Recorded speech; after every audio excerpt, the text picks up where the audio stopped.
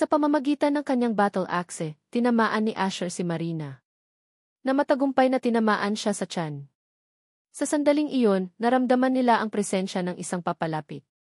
At narinig ang isang boses na natutuwa na hindi pa sila huli.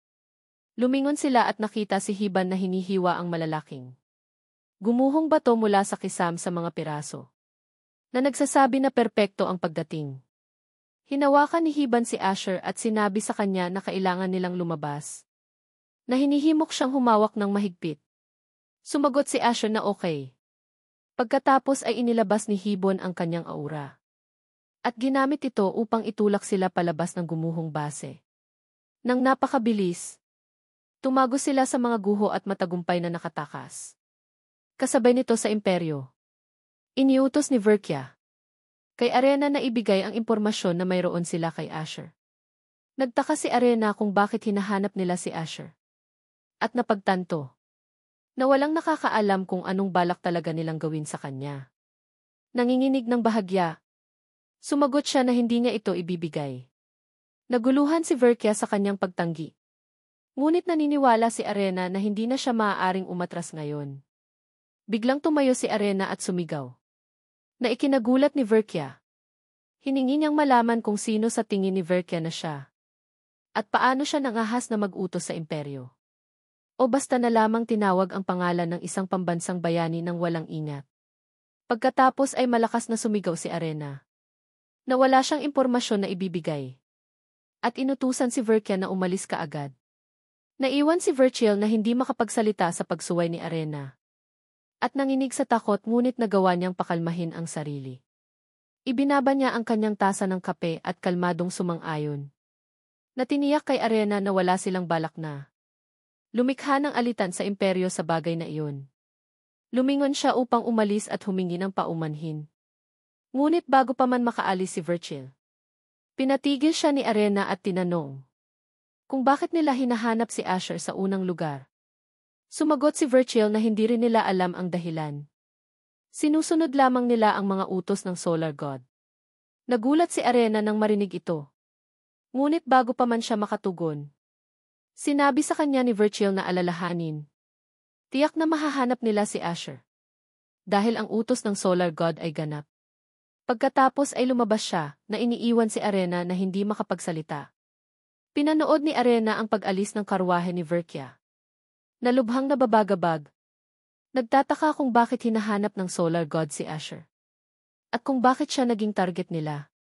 Pagkalipas ng ilang oras sa guest castle, nag-aaral si Lika sa kanyang silid. Pagod at nabibigatan siya. Na napagtanto na ang buhay sa akademya ay hindi biro.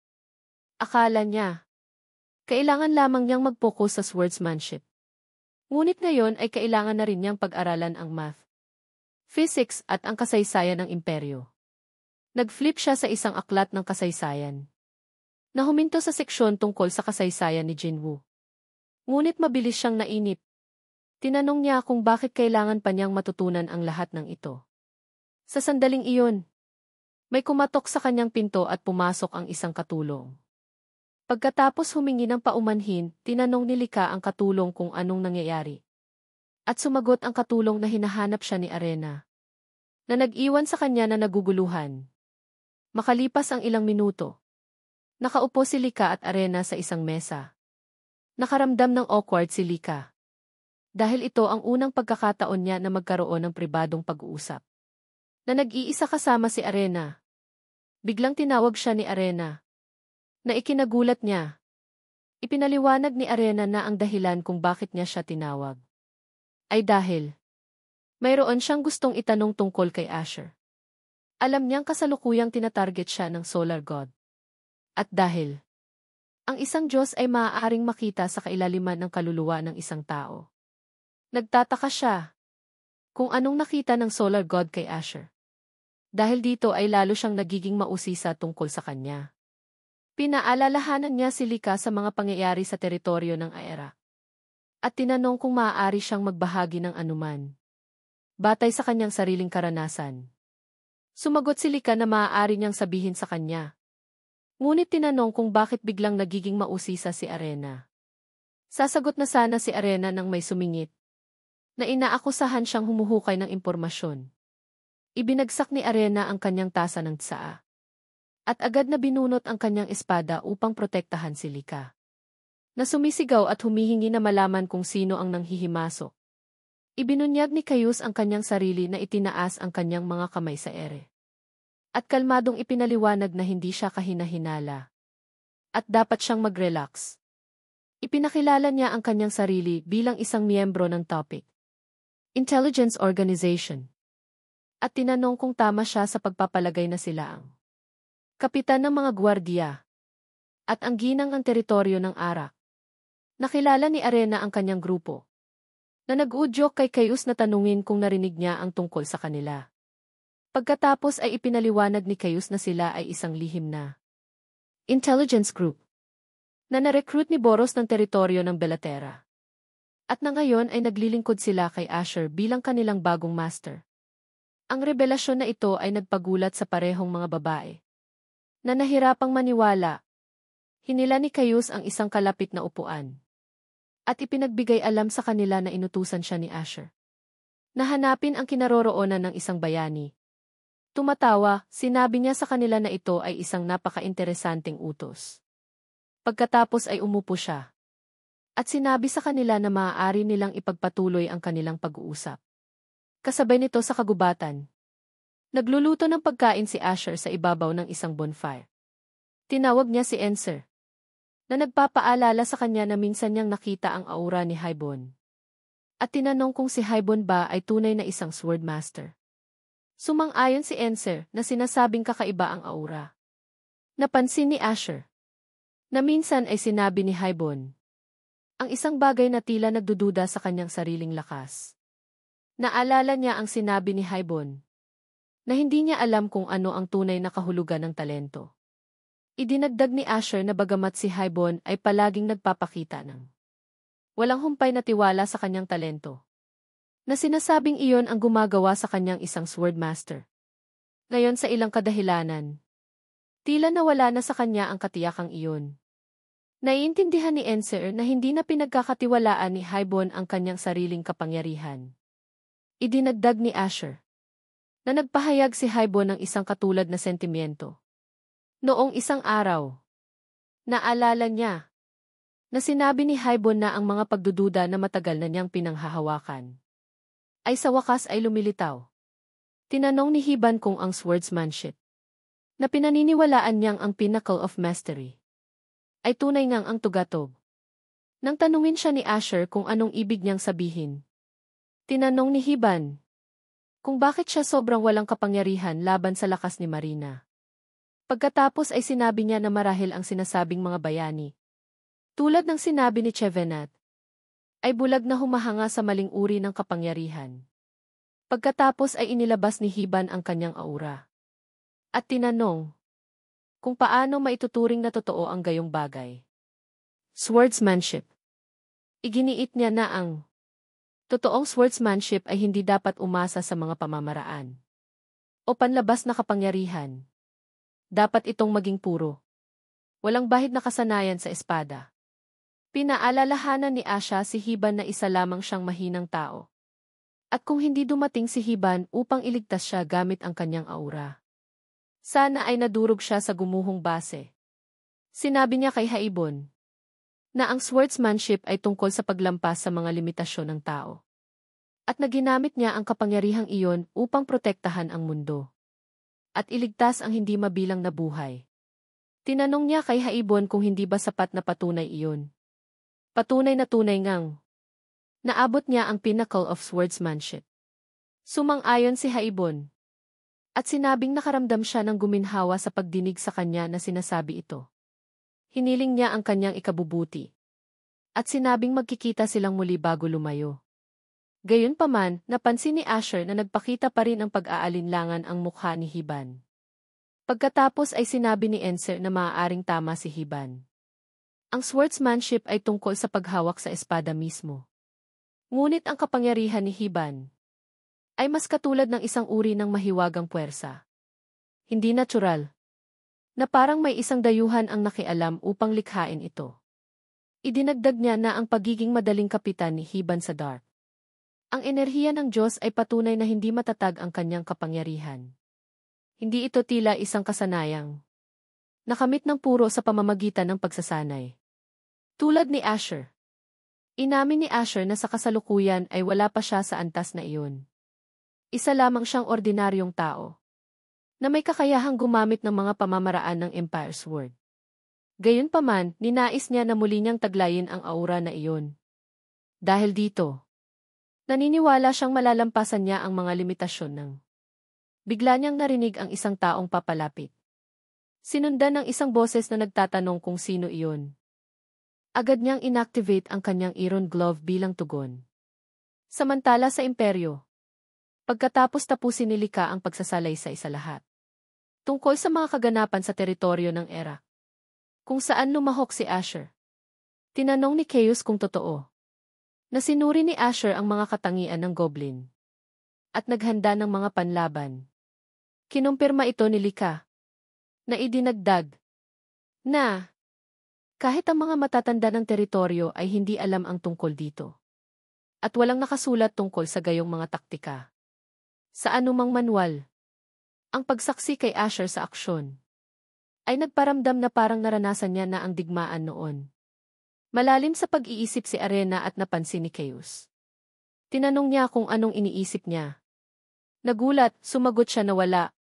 Pagkatapos ay tinanong ni Chaos kung bakit bigla siyang naging interesado sa mga aksyon ni Asher. Sumagot siya na hinahanap ng Solar God si Asher. At kailangan nilang malaman kung bakit. Ang rebelyasyon na ito ay nagpagulat kina Lika at Chaos. Hindi sila makapaniwala na tinatarget ng Solar God si Asher. Ngunit sa kasamaang palad para sa kanila. Natagpuan na ni Verkia si Asher sa kagubatan. Nagtinginan sila sandali. Nang tanungin siya ni Enser kung sino ang babae. Ngunit nanatili siyang tahimik na hula mula sa kanyang kasuotan. Na siya ay isang scientist ng Solar God Order. Pagkatapos ay lumapit siya sa kanya. At nagtaka siya kung bakit siya naroon. Binitiwan niya ang kanyang staff at mahigpit na hinawakan ang kanyang kamay. Na nagtatanong kung maaari niya siyang tulungan. Na ikinagulat niya habang nararamdaman niya ang kanyang napakalaking kapangyarihan. Sandali pagkatapos. Matapos siyang ipaalam sa sitwasyon. Tinanong niya kung sinasabi niya na ang isang kalapit na nayon ay sinalakay. At binihag ang mga residente. Kinumpirma niya ito at sinabi sa kanya na dose-dosenang magsasaka ay malapit nang maibenta sa mga mangangalakal ng alipin. Iyon ang dahilan kung bakit kailangan niya ang kanyang tulong. Hula niya na ang mga gumawa ay mga mangangalakal ng alipin. At sinabi niya na tila siya ay isang taong may malaking lakas. Kaya't kinuha niya ang kalayaan na humingi ng kanyang tulong. Sumagot siya na tila siya ay isang scientist ng Solar God Order.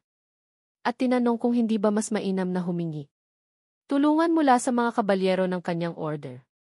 Narinig niya na ang Solar God Knights ay ang pinakamalaking relihiyosong puwersa sa imperyo. Na may malaking presensya militar. Tumingin siya kay Virgil na nanatiling tahimik sandali. Bago tuluyang sumagot. Na umalis na ang mga kabalyero sa iba pang mga bagay. At hindi sumunod sa kanyang direktang utos. Tinanong siya ni Enser kung may nangyari. Tumigil siya sandali. Pagkatapos ay tumayo at sinabi sa kanya na tutulong siya. Nalubos niyang pinasalamatan. Naisip niya na ito ay isang magandang pagkakataon upang salakayin. At lipulin ang mga mangangalakal ng alipin. Pagkatapos ay hiniling niya sa kanya na akayin siya sa kung nasaan ang mga mangangalakal ng alipin. At sumagot siya ng habang siya ay tumatayo. Napagtanto niya na hindi pa niya na ipapakilala ang kanyang sarili. Pagkatapos ay formal niyang ipinakilala ang kanyang sarili. Bilang ang scientist ng Solar God. Sandali pagkatapos, dumating sila sa lokasyon ng alipin. Sumulyap siya sa kanya. Naaalala na narinig niya na ang Solar God Order ay isang mapang-aping relihiyon. Ngunit si Verkia ay mukhang nakakagulat na mapagpakumbaba. Pagkatapos ay itinuro ni Verkia ang lokasyon. Na sinasabi na ito ang lugar. Mula sa ibaba, nakita nila ang mga nakamaskarang lalaki na nagbabantay sa isang yungib.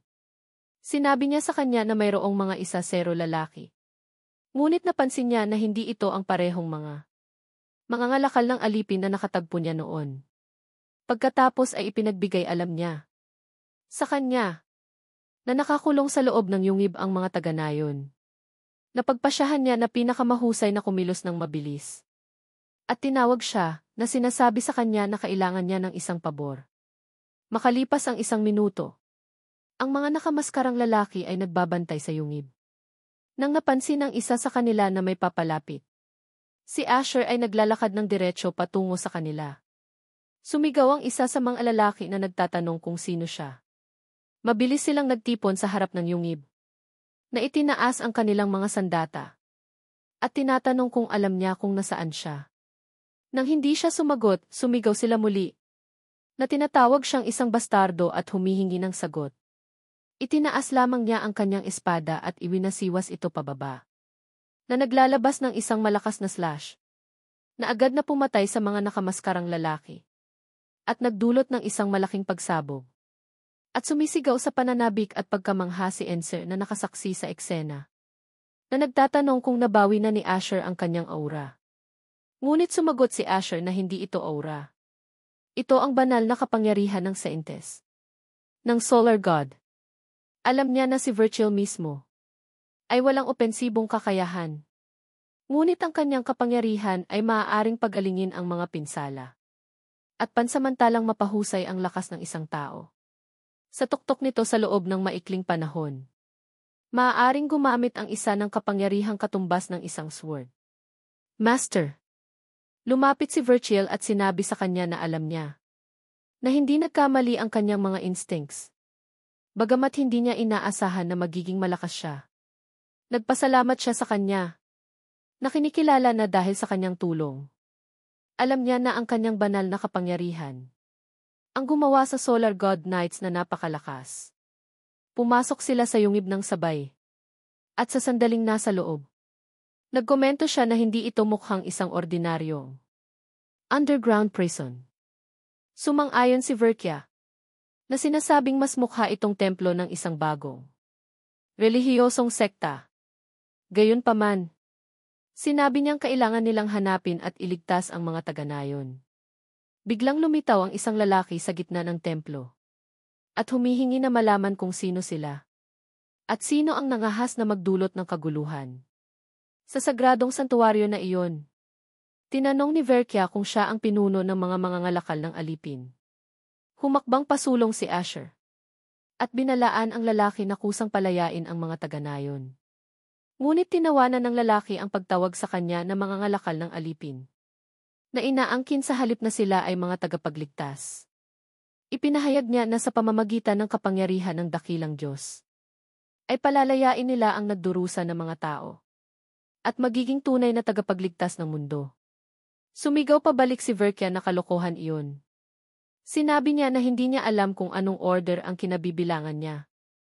Ngunit ang pag-atake sa mga inosenteng taga-nayon, at pagtawag sa kanilang sarili ng mga tagapagligtas, ay ginagawa silang walang iba kundi mga bandido. Kalmado pa rin ang lalaki, na tinanong kung ang Solar God Order ay may karapatan na pumuna sa kanila, kung isasaalang-alang na sila ay isang panatiko na grupo, na pumatay ng hindi mabilang na mga karaniwang tao. Sa ilalim ng etiketa ng erehe, hindi nakapagsalita si Virgil. Pagkatapos ay sumigaw ang lalaki na ang panahon ng kanilang makalumang Diyos ay tapos na. Biglang sumindi ang mga sulo sa paligid ng templo, na binubulag sila sa loob ng ilang segundo. Ipinahayag niya na isang bagong Diyos ang malapit nang bumaba sa mundo, ang tunay na tagapagligtas. Nang luminaw ang kanilang paningin, nakita nila ang isang tambak ng mga bangkay ng tao sa likod ng lalaki. Nagulat ang pareho sa kanila, at hindi makapaniwala sa nakikita nila. Sumigaw si Enser na nakakakilabot, at galit na galit si Asher, na humihingi na malaman kung nagsasakripisyo sila ng mga tao.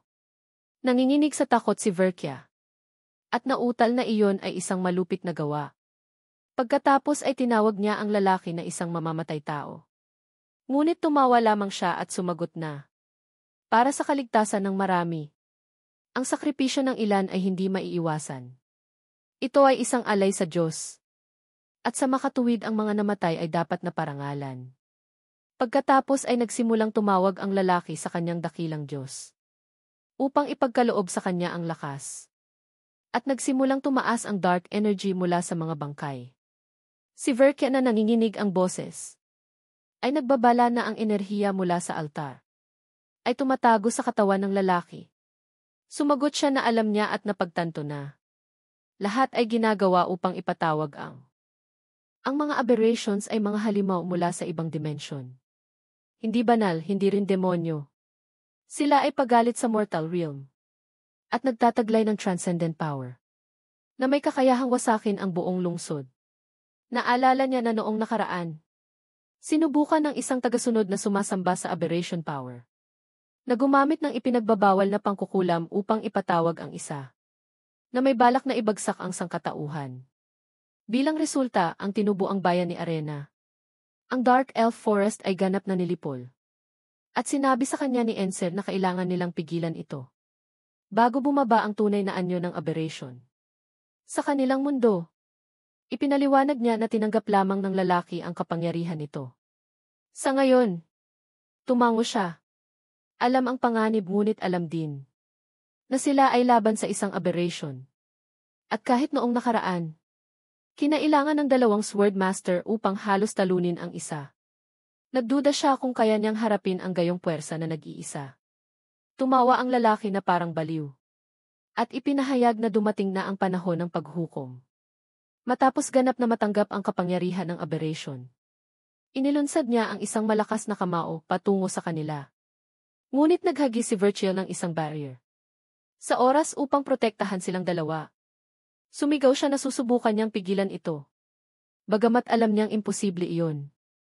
Ang kanyang barrier lamang ay hindi kayang labanan ang gayong napakalaking kapangyarihan.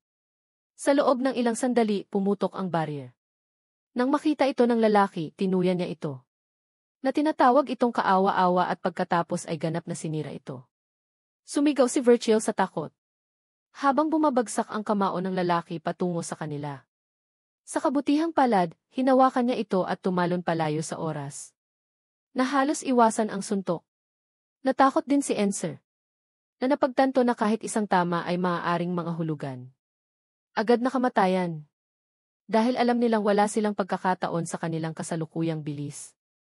Binago niya ang kanyang sandata sa isang sibat, na nagpapasya na wala siyang pagpipilian, kundi gamitin muli ang banal na kapangyarihan. Sinabi niya kay Verkia na pagpalain ang kanyang sandata. At ipinahayag na susugod siya. At tatamaan ang mahahalagang puntos ng kaaway. Nagbabala siya na masyadong mapanganib ang isang atake. Tiniyak niya sa kanyang magiging maayos ito. Na hinihiling sa kanyang magtiwala sa kanya at ipahiram ang kanyang lakas. Sumang-ayon siya at agad na pinagpala ang sibat. Sa kanyang banal na kapangyarihan, nakatayo siyang handa. Habang tinatapos ni Verkia ang pagbabasbas, umisi ang lalaki at sinabing, nagpupumilit sila hanggang sa huli tulad ng mga insekto. Itinaas ang kanyang paa. Sumigaw ang lalaki na dudurugin niya sila. Tinawag siya ni Virgil na hinihimok siyang kunin ang kanyang sandata. At hinawakan niya ito sa oras. Tumalon siya pasulong na iniiwasan ang madurog. At iwinasiwas ang sibat pababa na naglalayon sa dibdib ng lalaki. Ngunit ang kapangyarihan ng aberration ay gumapang mula sa lalaki. At bumalot sa sibat, na sinusubukang pigilan siya. Tinawag siya ni Verkia at Enser na may pag-aalala. Ngunit hindi siya tumigil. Sa isang huling sigaw ng pagsisikap, puwersahan niyang itinulak ang sibat ng mas malalim, na tinutusok ang dibdib ng lalaki. Tumagos ang sibat. Naganap na pumapatay sa kanya kaagad. Nakatayo siyang nagyayelo sa kawalan ng paniniwala. Talagang ang natalo niya ito. Agad na sumugod sina Verkia at Enser sa kanyang tabi. Sinimulan ni Verkia na pagalingin ang kanyang mga pinsala, na ginagamit ang kanyang banal na kapangyarihan. At marahang tiniyak sa kanya na tapos na. Napansin ni Enser kung gaano siya kabilis gumaling.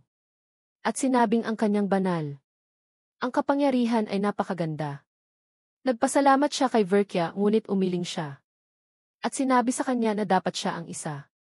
Na nagpapasalamat sa kanya dahil nailigtas niya ang mundo. Bagamat namatay ang lahat ng mga taga-nayon. Salamat sa kanya. Napigilan ang mas malaking sakuna. Lumuhod siya sa tabi ng mga bangkay. Na seryoso ang ekspresyon. At sinabing kahit nahuli na sila, kailangan pa rin nilang ipanalangin ang mga kaluluwa ng mga nahulog. Pagkatapos ay yumuko siya sa katahimikan, na nag-aalok ng kanyang mga panalangin, upang makapagpahinga sa kapayapaan ang mga taga-nayon. Pagkalipas ng ilang oras, bumalik sila sa kagubatan. Oras na para maghiwalay ng landas. Bigla, napagtanto ni Verkia na hindi pa man lang niya natanong ang kanyang pangalan. Lumingon siya sa kanya at tinanong kung ano ang kanyang pangalan. Idinagdag niya na anuman ito.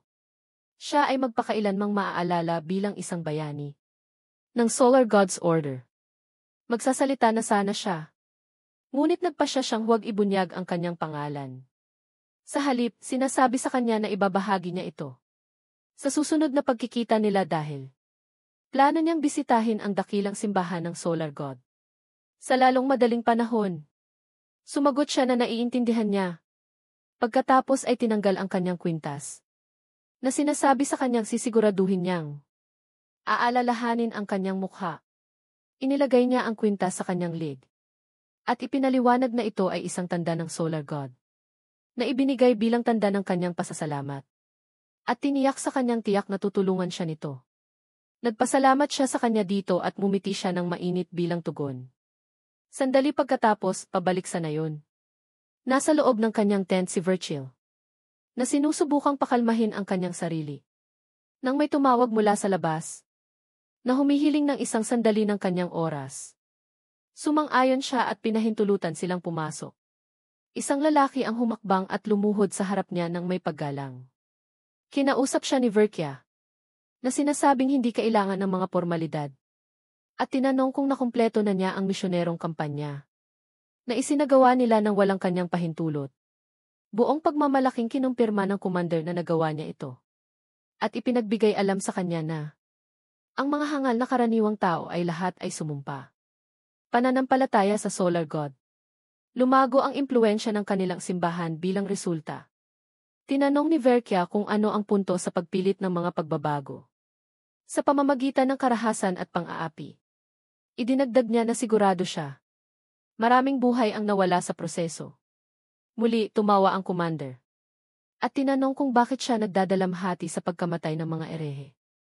Nagtataka kung talagang nakaramdam siya ng simpatya para sa gayong mababang nilalang. Nagulat siya sa kanyang mga salita at nanginginig siya. Pagkatapos ay sinabi niya sa kanya na wala siyang pagiging mapagpasya. At tulad ng sa imperyo, ay nabigong makakuha ng anumang impormasyon tungkol sa lalaking nagngangalang Asher. Inakusahan niya siya ng pagiging napigilan ng walang iba, kundi isang kapitan ng gwardiya. At ngayon ay naglalakbay siya mula sa lugar patungo sa lugar, sa paghahanap kay Asher. Frustrated,